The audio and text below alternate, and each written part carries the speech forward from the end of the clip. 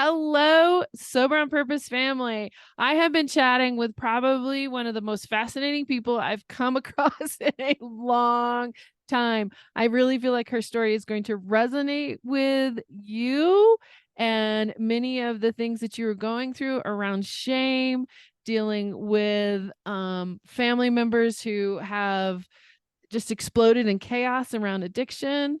And she is not only a coach, a podcaster, she's a storyteller. That is just fascinating to me. So Marsha VanWynsberghe is joining us today. She's a 6-time best-selling author. When She Stopped Asking Why. Is that the latest one? That is my solo one. I have a couple other ones since then. Okay. So that is one that you need to grab a hold of. And then another one that we were just talking about is every body, as in your physical body, holds a story. So she uses outspoken NLP certification programs and coaching and podcasting and the power, get this is great, the power of radical responsibility and owning your own choices in your life. So that's how she empowers people to take hold of their own stories and heal. Marsha, welcome. Oh, thank you so much for having me. I am thrilled to have this conversation. I believe we could probably talk for a very long time. So yes, I'm thrilled to be here. Thanks. It has been fascinating already. I've been working with my audience around shame, and you and I were just talking about that. Can you fill us in on a little bit of your story and how shame really impacted you during that time? Absolutely. So I was a parent who started to deal with teen substance abuse about 10, 12 years ago. My kids were 12-ish, 13. And I'm speaking in the non-experimental phase. I'm speaking about, it affecting going to school, it affecting not coming home, like definitely much bigger scale than what most people will refer to it in. And it just continued. And no matter what happened, we were trying to find solutions, trying to hold the job, trying to, do all of the things, look for answers, look for support, and continuously feeling in this space that there must be something wrong with me because I am in a space that this is what's happening in my family. And somewhere along the way, most women, we believe that we have written this invisible contract that every single thing that happens in the house is our responsibility to fix, manage, control, and micromanage. And I don't know where we thought we signed that, but most of us believe that we did. And I lived in that space of feeling it was my job to fix this. And so I gave it everything that I had for a very long time. And through a lot of counseling, a lot of support, a lot of doing work, trying to find a way to survive, right? There was no goal of thriving at that time. It was, how do I make it one more day? How do I survive today? How do I handle when life blows up tonight at 2 a.m? Like, what do I do? And how do I navigate that? And through that work, the word shame came up through the first time I probably really heard it was 2 things. I read Glennon Doyle's book called Love Warrior, which is not a romance book, just for anybody it was my first experience of hearing somebody sharing a vulnerable story. That was one of the very first vulnerable stories that I read. I read that. I read Stay Close. And I can't think of her name right now off the top of my head. Incredible book about boundaries and respecting, boundaries with your loved ones. And then I heard Brene Brown's TED Talk on vulnerability, and she talked about shame. And I sat there and went, wait a minute, like that's me. Like I could literally feel it and recognize that was me. And really what it comes down to is that, guilt is I did something bad. Shame is I am bad. And when we're telling ourselves that we are bad, what we're doing is we're like stuffing ourselves into this box where the story is our entire identity. And that's why I talk a little bit about story and narrative, which we can go into if that's, but this piece that I am the story, I am bad. I did something wrong. And I lived there for a really long time until I started to understand that the reason shame lives and grows and takes on such a life is because we give it life. We give it life because we won't talk about it. We won't share. We won't give it a voice. The second you start giving a voice, all of a sudden it loses its power. And I actually found that out by accident because I was being asked to speak at our school and help out some of the parents that were in there. And I had a really good relationship with the school. I wasn't trying to hide anything there. And they said, would you come in and speak to some of the parents? Because we don't know what to say or do. And as soon as I did, there was this moment of like, oh, that actually felt better to do that. And the more I started to share the story, complete accident, the more I started to share the story, a couple things happened. I found so many more people who were walking in my shoes. I found that people connected to our story too. I found out that I wasn't alone. I was seeing this huge amount of shame that people were carrying. And I was like, this is crazy. We've got people who are hiding in stories for their whole life, so afraid everyone's going to find out, yet we're all walking through something. And so I started to get really passionate about shame and understanding. And I've recently gone down a pretty deep hole of understanding the physiological hold it has on our body and how it literally grips us and stops us from allowing ourselves to be seen. So that's been the journey of shame. But if you want to release shame, you give it a voice. And the second you start to give it a voice, it can't survive. I'm glad you brought it back to that, because that's what I was going to ask you about. Is you walked into a school in a community you're known in. I don't know how long you've been in that community, but the community you're known in, friends, family. If people didn't know, they were going to know now, because we live in a small town, and it would just spread. I imagine you live in a town where it would spread too. Give it a voice. Mm-hmm. What in you said, I have the courage to do this? I wish, you know what, to be completely honest, there are times where I have to go back and harness that little part of me then, because when I feel fear now, I'm like, wait, what was Marsha in like 2015 doing, 2014? How did she have the courage to do that? I think it came down to, honestly, there was two things, probably more than two, but two, in the sense that I was so sick and tired of where I was at. And if I had to stay in that space, it felt suffocating. I felt like I wasn't going to survive. And I felt like if I continue on the path that I'm on, I'm not sure I'm going to be here. Like, minus my kids being here, I'm not sure I'm going to make it. So what else can I do? Because my way is not working. Like, it's obviously not working. That was one. And then the second thing with that is this curiosity and this moment of, I was with a counselor, two things. And she said, you need to be a springboard for your kids if they ever decide to come back to you. And right now you're nothing but a pile of sand. You couldn't take care of anyone else if you had to. That might sound harsh, but she was so right. I needed to hear that. Like, I actually needed to hear it. And she was right. And I said to her, but everywhere I turn, no one is talking about this. Mm-hmm. And she said, maybe that's because you're supposed to. And I remember that being a light bulb moment of like, that's crazy. And what if that's true, actually? Like, what if I could actually do something good with the worst experience of my life? How would that feel? And I'm like, I don't know, because right now I know how this feels. And maybe that's what my next step is. Did I ever have any vision of it being what it is now with books and podcasts? Not at all. I didn't. And I think it's important that I didn't see that, because I believe I would have self-sabotaged it years ago, because I would have been way too scared. So we're not meant to see the whole picture at once. I was literally just trying to figure out how to move forward. I love it. I love it. Bringing in that self-sabotage piece and the pile of sand. So you could continue being the pile of sand who can't even take care of themselves, or you were given a divine calling, basically. I was. And you accepted. Yeah. That's the key piece. You accepted.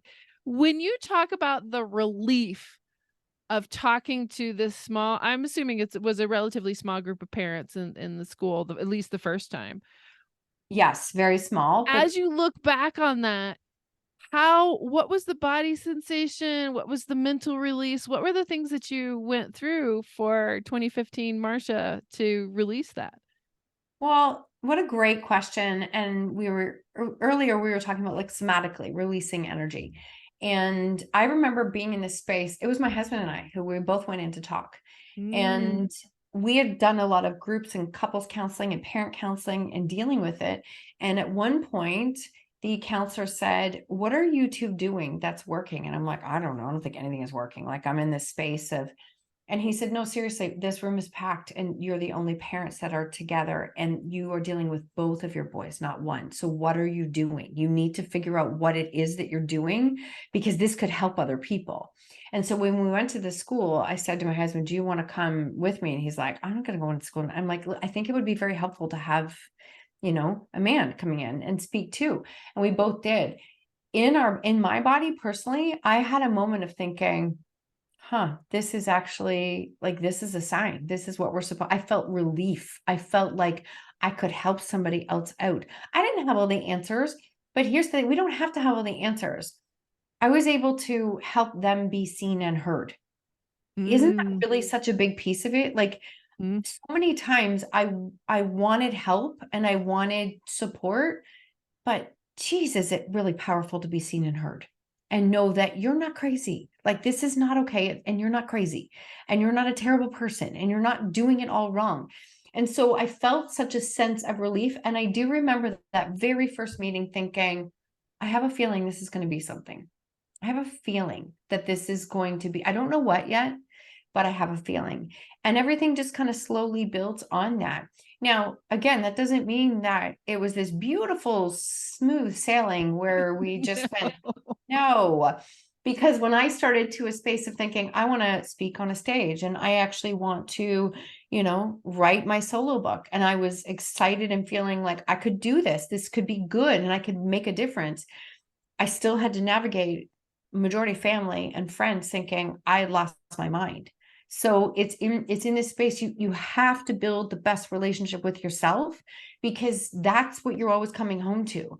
And I knew deep down I couldn't get people to see what I could see yet, but I had a feeling, like a really strong intuitive feeling that I could do something good with this story.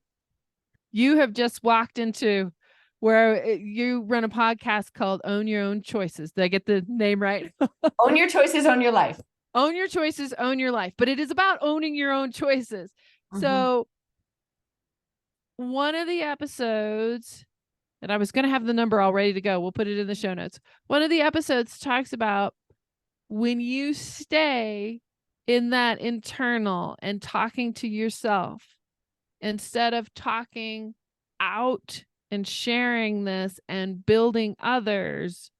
Tell us a little bit more about what happens to you when you stay in that isolation. So this is such a good, and I'm going to condense this as best as I can. I am an NLP trainer, so that's neuro-linguistic programming trainer. That means I've spent a lot of years understanding how our brain works. We are in a space that we have like 60 to 80,000 thoughts a day. 80+% of them are repeated from the day before, and 80 to 90% of them are negative, which means we are on this constant negative loop of train of thought about ourselves, about life, about experiences. And that's actually becomes normal. We don't even realize that. And so I actually think our thoughts in our head most of the time are toxic, not positive. And I'm talking about the kind of thoughts that you would never let someone else talk to you that way, but that's how you're speaking to yourself in your head. And so I think it's actually more powerful to speak those thoughts out loud because once you say them, you give them a voice. I often say in our body, they're toxic. You speak them out loud and you have a chance to consciously look at it and think, wait, that's not true. Like, I'm not that horrible person that I'm saying to myself. So I think it's actually really powerful to start to speak those words and put them out there. It actually also puts the other piece in perspective that so many people are afraid to show up, share their story, and speak for fear of judgment of what others are going to say. It's the number one thing I hear all the time.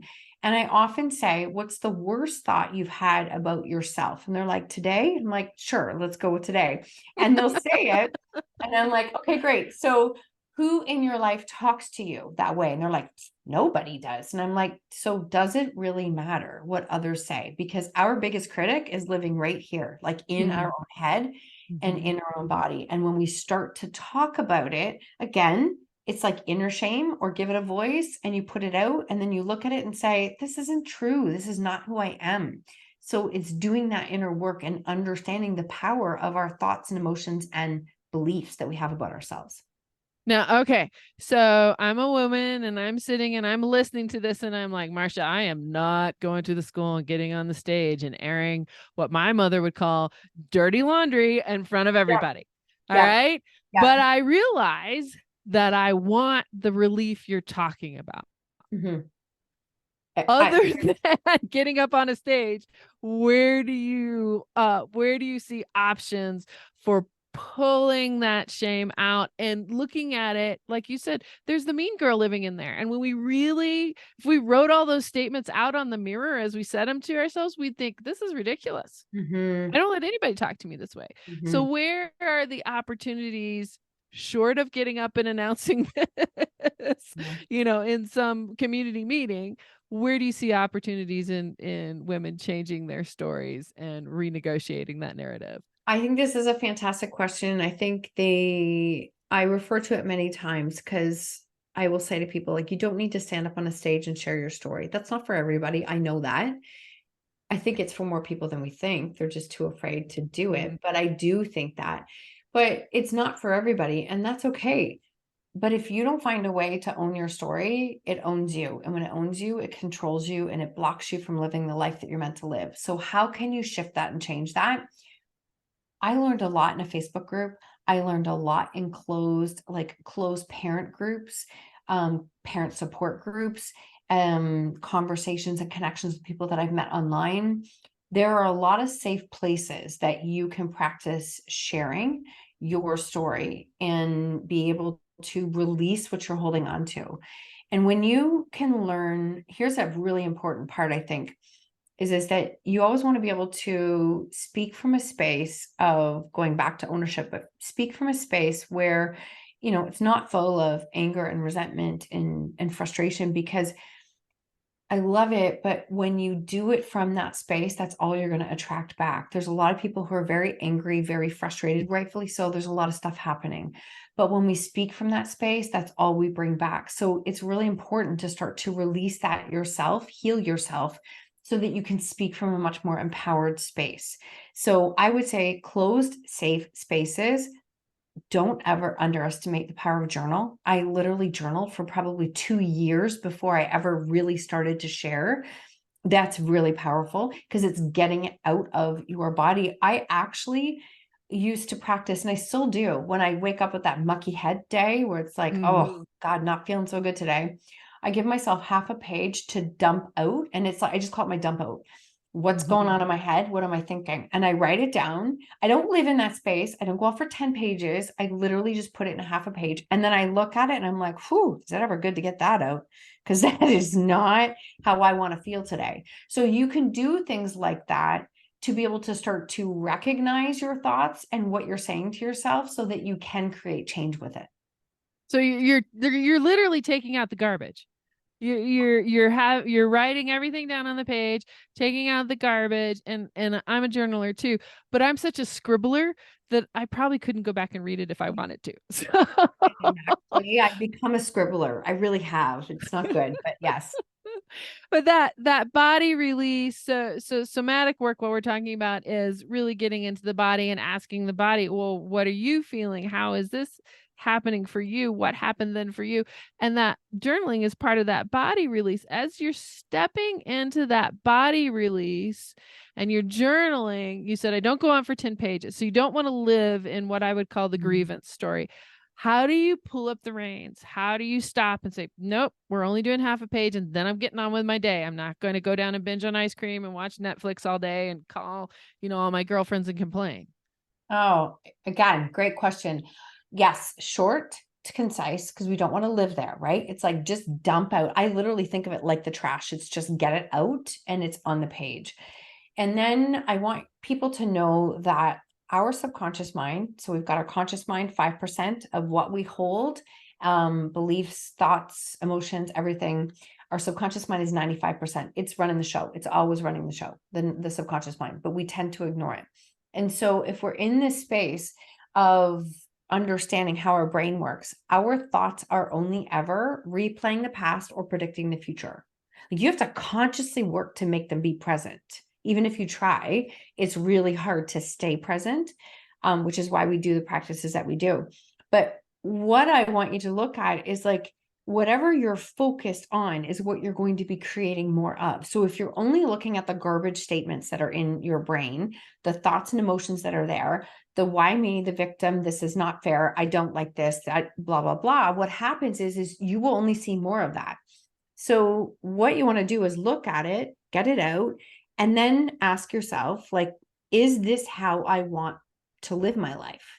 Is it how I want things to go? Is this what I want to create?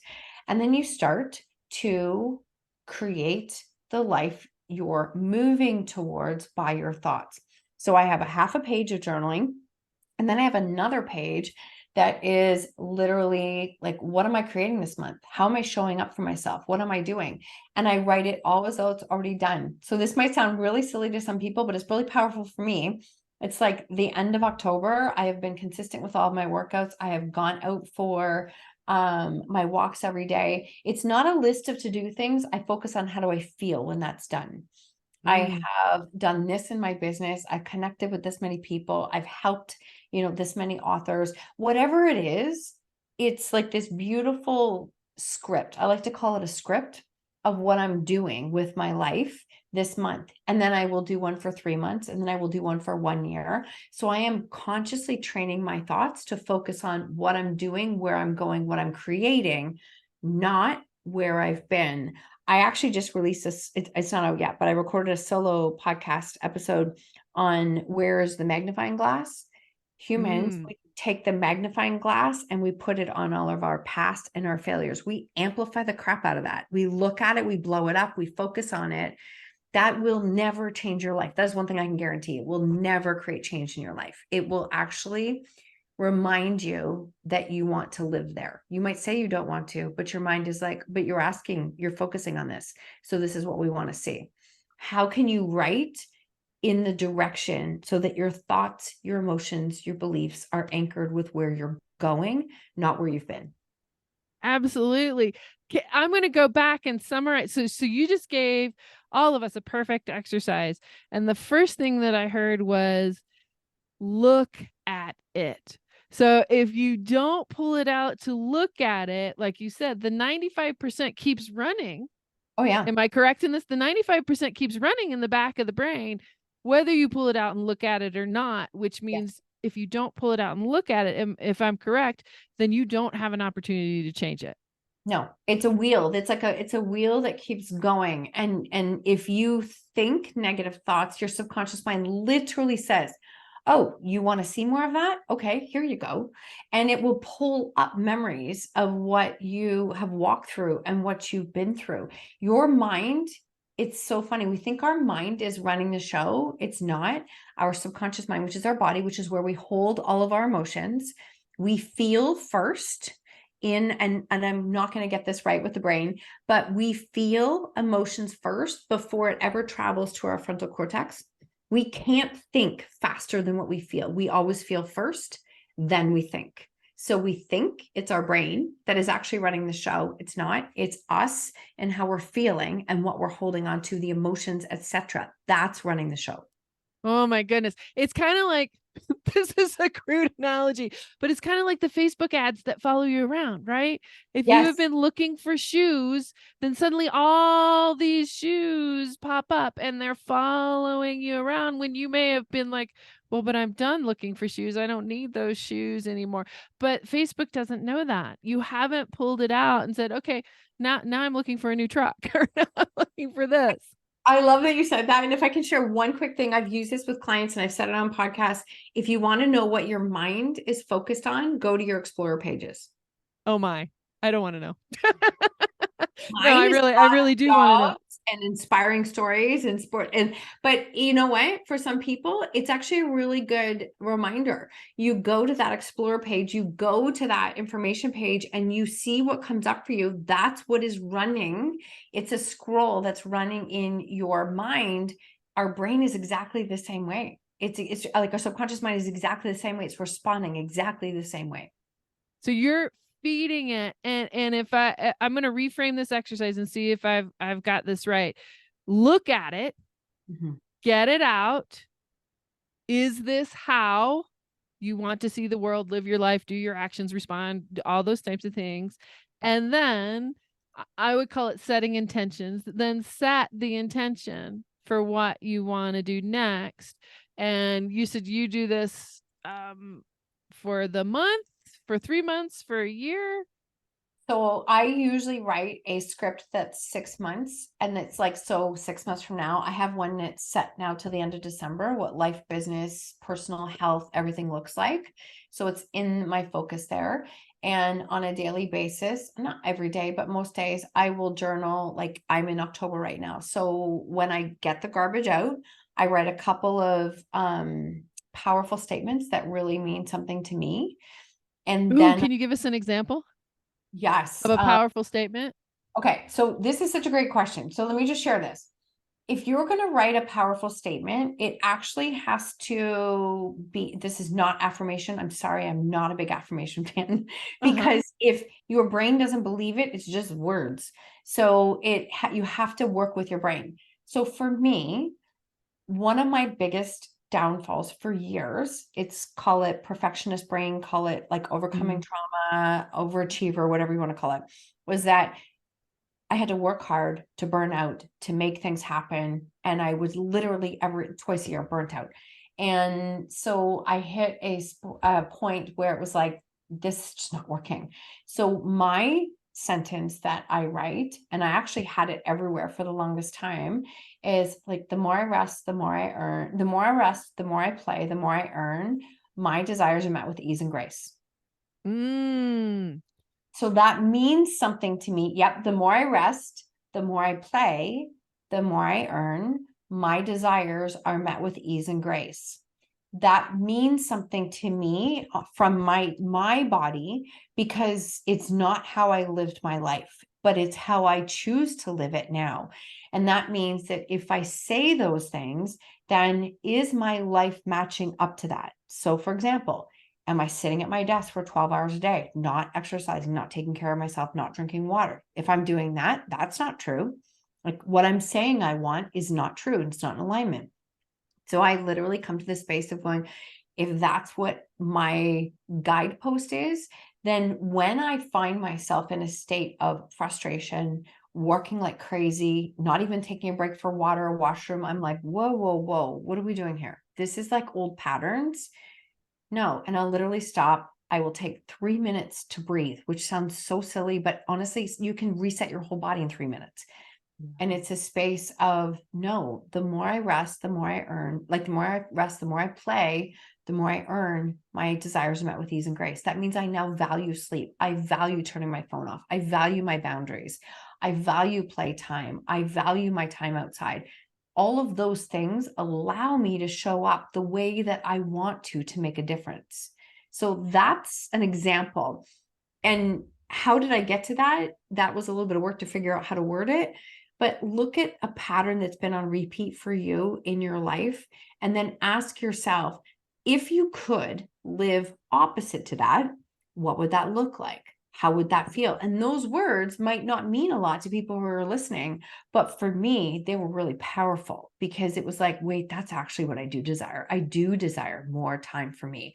I do desire to do. And you know what happens when you start to do those things on a regular basis? I start to value myself more. And if I value myself more, I show up differently for me. It's a beautiful ripple that can happen. So my journaling exercise is far more than journaling. It's actually a lot of my mindset and subconscious reprogramming that I do early in the morning. Well, and if I understand reprogramming, and correct me on this, is you're basically telling that 95%, this is what we're going to think today. This is how we're going to go forward, because the brain's main function is there to protect us. And if we say, hey, this is the thing that will protect us, keep us safe, keep us moving forward, connected with the tribe, all of those pieces, then you're retraining this to go in the direction instead of in that grievance story, to go in the direction that builds you and builds your community. 100%. Everything you just said is 100%. And I didn't know, like, this is the premise of NLP. This is the premise of the work that I do and everything now. I didn't know it was NLP. So if I give a quick example, like back in 2014, I was listening to podcasts, I was listening to YouTube videos, and I was listening to Tony Robbins. And one of the things for me, he kept saying was like, what's the word that you're saying every single day that you're keeping yourself anchored in? For me, it was the word stuck. I felt stuck dealing with, addiction and police and school. Like, I talk about feeling stuck. It's all I felt. But I also felt stuck because I said the word hundreds of times an hour. Like, that's the only thing I said. And so sometimes the changes that you can make can be as simple as being aware of the words that you're saying on repeat, and then asking yourself, do you want to feel that way? Like, do you actually want to feel stuck? Because you're solidifying it every time you say it. It's very powerful when you start to understand how your words work, how our emotions are dictating what we're feeling, and how we're making a very strange connection meaning of what we're feeling. And I think that's the piece on the story and the narrative. If I can just share one little bit of that, is that, so one of the things that I shared and we spoke about earlier is this piece on the story and the narrative. The story is the story is the story. It's the facts of the story. I was a parent who dealt with teen substance abuse. You can just take that and you can relate and connect to that. The problem wasn't the story. Yes, the story was a problem, but the problem was the narrative of what I made the story mean about me. I failed. I was a terrible mother. I didn't do it right. I didn't fix it. I mean, what's wrong with me? Like, this is what I am here for. Like, I don't get to be happy. I don't get it to be easy. Like, the meanings that I made it all about me failing at life. The narrative will take you down every single time. And that is a big part of mindset and understanding emotions and beliefs and thoughts as well. But many times for clients, it's like, wait, what's the story? And then what's the narrative? The problem is we're not repeating the story. We're repeating and giving life to the narrative. We're giving the meaning to the story from the place that our body is, our spirituality is, our mentality is. And that you answered it earlier, but I want to reiterate that for folks who are listening. 2015 Marsha could not probably have come up with that sentence. No, but she could come up with something other than I am stuck. So that for folks who are really in the chaos right now, that one word, would you say that one word is enough to shift honestly, that to begin to move? Yes, 100%. And for me, stuck was where I started. Choice is where I went to. Radical responsibility is where I went to. Like, everything started. So I really got to the point where it was like, I didn't say the word stuck anymore. I actually treated it like a bad toxic swear word. Like, it was like, I don't say that. I'm not stuck. I'm not stuck. I'm just moving and I don't know where I'm going yet. So you see the difference in the words when you say them. And then when it came down to choices became a point of saving me, because I had to get to a point of going, wait, that's not my choice. That's not my, oh my gosh, like, everything I'm taking responsibility for and everything that I'm spending every single ounce of energy that I have all day long aren't my choices. None of them are my choices. And what happens when we do that is that we don't have anything left for ourselves. And then it gets actually really easy to not take care of ourselves and not think of ourselves, because I don't have any time left anyways. And then all of a sudden it's like we lose ourselves in the process, back to the quicksand. And a big part of it was because I wasn't taking any time. But when I really started to look at it, almost everything I was responding to or reacting to weren't my choices. But when I got to the point of being able to respond, it was like, wait, that's not my choice. That's not my choice. And even my kids got to the point where they were hearing it. They're like, we know, Mom, it's not your choice. And I'm like, well, it's your choice. If this is what you want for your life, this is your choice. This is what I'm doing. And this is my choice. I'm going to own my choices. You're going to have to own yours. And the interesting thing, I say this, by owning my own choices and taking responsibility for myself, I started to change. Because I started to change, I reacted differently. I learned how to respond. I didn't fight every single battle with this blow up bomb fire. And I actually learned how to respond in a calmer way and stay with the facts, less emotion, less words, respond differently. When I responded differently, it was like the feedback loop was that, okay, I feel better. Now I didn't waste a ton of energy. Okay, I feel better. I'm taking care of me, still have chaos happening over here.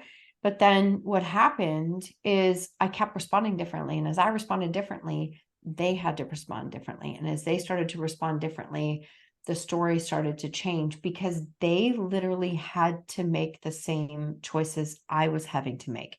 If they wanted to create change in their life, they were going to have to take responsibility. They were going to have to own those choices. And that's what they did. So I don't for a second ever take credit for that, because I think it's actually really important that they take credit for the changes that they've made in their life. And I know a lot of parents this is another whole issue, is we want to take our kids' wins and put it on a badge and say, like, I did good because my kid did this. But the thing is that we don't get to just pick and choose what we own and take for ourselves. We actually, if you're going to take the good, you're going to have to take all of it. And so I often think, let them make those choices and learn as they go. And that really then became a point where they started to make different choices in their life, because there was no one else to hold it, right? If two people are trying to own it, like massive codependency, if two people are trying to own it, nobody owns it. And when nobody owns it, nobody changes anything. And so that was a big piece of it as well. But I can honestly say that a lot of those changes came from understanding the words that I was saying every single day and how they were keeping me stuck in that spot. I have nothing more to add. You just put my whole understanding out there. And that you are only responsible for you. You're Mm-hmm. responsible to them to a point. Mm-hmm. You're only responsible for you. If you keep sinking in the quicksand, you're going to keep pulling people down with you unless they are strong enough to set their own boundaries and figure out their own choices, as you were speaking about. But you choosing to set your boundaries, make your own choices, get out of the quicksand and say, guys, you've got to make choices too. Mm-hmm. That's where on Sober on Purpose, we talk a lot about people getting stuck in somebody else's purpose, not in their purpose, because we have given it all away to everybody else. And then we wonder why we are so exhausted and sick and tired of being sick and tired. 100%. Thank 100%. you, Marsha. That it was just so well said. I'm like, I'm not gonna hop in here because she's nailing it one right after the other. I really appreciate your time today. I know the audience is going to get a lot out of this. We will put the exercise, if it's all right with you, down in the show notes in the bottom. Of And course. I really encourage people to hop on your podcast.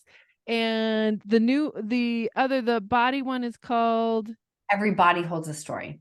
Everybody Holds a Story. So hop on there as well. There's so much to be learned. And I am such a fan. She's got over 600 episodes. You can find all kinds of things in there. Hop in there, take a look at what that is. And thank you, Marsha, for being here. Oh, thank you so much for having me and for just continuing this conversation to support so many other parents. I love when I get to cross paths with somebody who is speaking very similar language, putting this out there and supporting other families. So thank you. Thank you for having me.